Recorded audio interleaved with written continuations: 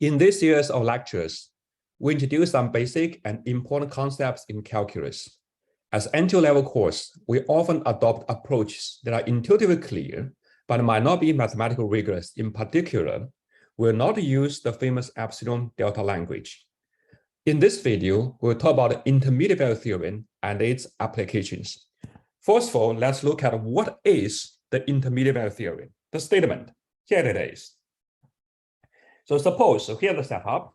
Suppose that we have a continuous function fx that's defined, okay, so this is the continuous function that's defined on a closed interval AB.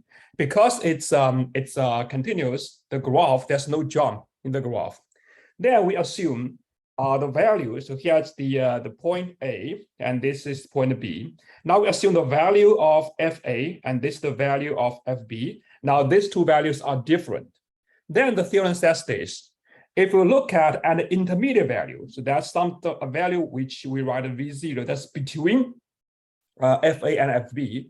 Then let's say if you draw the line passing through the point and parallel to the x-axis, then it always have intersection, right? Intuitively, this is clear because the graph is continuous, there's no jump. So if you draw this horizontal line, it always have intersection. And this intersection, at least one intersection. It could have multiple, but at least there's one. Okay, so then this intersection, y intersection is corresponding to a point C, right? A point C, a number C, between A and B, so that this FC equals to V0. So this is the intermediary theorem. So in other words, it says for any intermediate value between FA and FB, you can always find a point, a number between A and B, such that the value of that number equals to this intermediate value V0. Now, geometrically, this is very clear because the graph is continuous. You always have intersection, at least one intersection. But the rigorous proof requires more things. Here, we just skip it. All right. Now, a particular case is if it happens that FA and FB, they are of opposite side. For example, here, the FA, this guy is negative, and then the FB, for example, FB is positive. Then 0 becomes intermediate value, right? So 0 becomes intermediate value.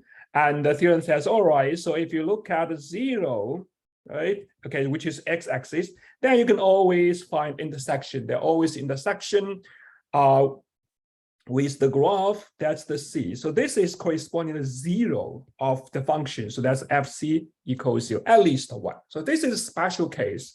This is a special case of the intermediary theorem. And often people use this, so this can be used. We can use this to find, okay, so can use this to find zeros of a function. And that's one of the zeros of continuous function. So this is one of the most important applications of the intermediary theorem, and for short, sometimes people write as IVT. Okay, now let's look at some examples. Example 1, show that the polynomial fx equals x6 minus 3x plus 1 has at least 1 0 on the closed interval 0, 1. Okay, we just apply the IVT. Let's check the endpoint. So let's see what's the F0. F0 equals 0 minus 0 plus 1, which is 1, right? We can also draw the graph, just a rough picture. Let's see. Okay, F0 equals 1. All right, so that's what we have. So F0 equals 1. Right? So this is the X and this is Y. Then we can check, let's see, what is the F1, right? So here we are looking at from 0 and to 1, right? What happens?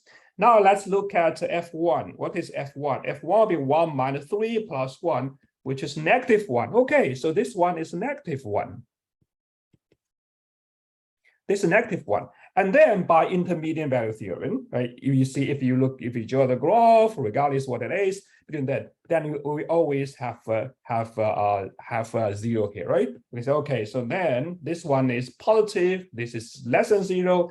Then by the intermediate value theorem, there exists C which is between 0 and 1, and such that the FC equals 0, right? So this is what we are looking for. Example 2, show that the polynomial has 3 real roots, right? 3 real roots means we want to find, say, A, B, C. They are different. They are all real numbers, such that FA equals FB equals FC equals 0, right? Equals 0. Okay, again, we are trying to use the intermediary theorem. So we try to test special numbers. Okay, so what we do is let's test special numbers, right? All right, so let's see. We test as usual. We say, okay, what's F0? F0 is obviously is -6, right? And then let's see what is F. We try to find the values which are positive or negative, right? They change sign. Okay, so what is F2? I don't try F1 because F1 is still negative. It doesn't provide additional information. So let's try F2. F2 is 8 plus, right? 8 plus 16 minus 6. Obviously, this one is positive, right? So this is positive. And then how about, let's say, F -2, right? So, okay, F -2. Let's see, F -2, what do we have? F -2 will be -8, right? And then plus 16 minus 6, which is 2. It's okay, it's still positive. Now, if I try, say, F -10, what do I get? This will be -1,000 and plus 400 minus 6, obviously less than 0. Okay, let's try to see what we have. Right? If I have the graph. F0 is this is the X, this is Y.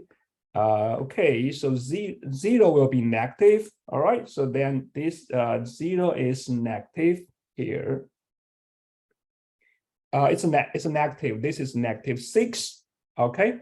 F2 is positive, right? So this is 2. 2 is its part is 18, right? So this one is 18. So this will be 18. So, okay, so it's 2 here.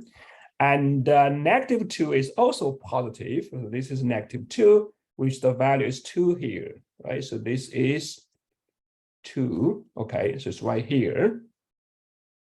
And then, of course, if you go to -10, it will be negative, right? To be negative, it's right here.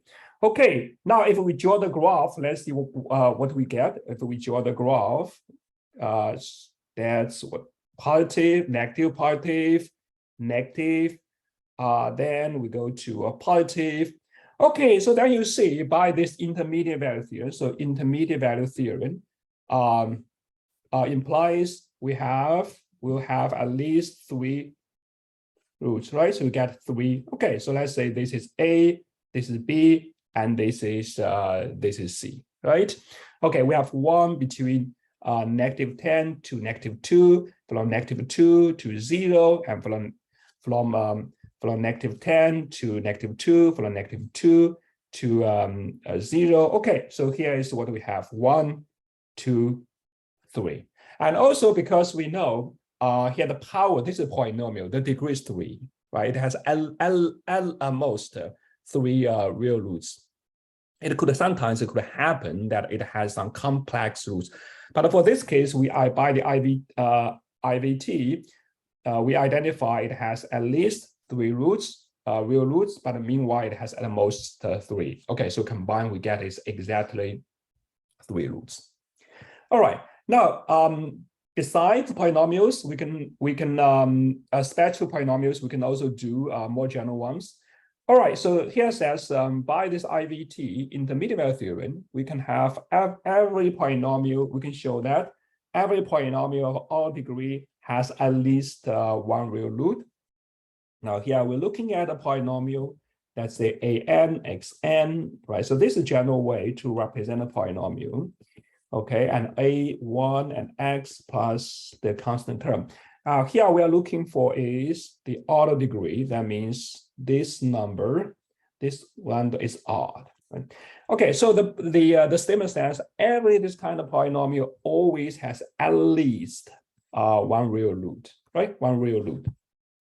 Okay, for example, let's just use a special example to demonstrate. The general case is it's exactly the same. All right, so let's say, for example, say it's x5 minus x and plus 1, right? For example. Okay. All right, let's see what we have. Why this polynomial has at least one real root. Because you see when x gets very large, let's say x goes plus infinity, this term will dominate because x5 is positive, right? So we know then this px will also get very large, and we say it goes to infinity. So this is what happens.